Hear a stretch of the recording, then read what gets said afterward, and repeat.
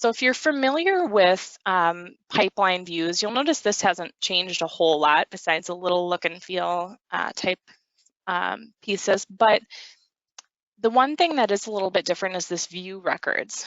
So if you'll recall in the classic interface, this would have opened up a whole separate window, which was sometimes nice because it was easy to kind of consume one piece at a time. Then it would open records again in a separate window.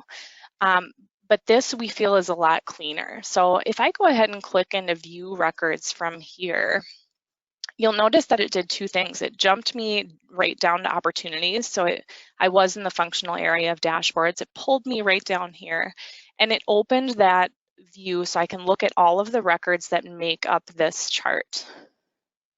So you'll notice similarly to before, if I were to click on a segment and want to see develop, I now can see every opportunity automatically filtered for me to show me what's in that develop view. I'll click on propose, so you can just kind of see that dynamically change. Everything else on views is more or less the same. So you'll notice you have your alphabetized list down here, you have your count, and some look and feel changes that you'll definitely notice up in the command bar. But I'm going to go ahead and pull us into a record because the next thing I really wanted to share with you is working through lists.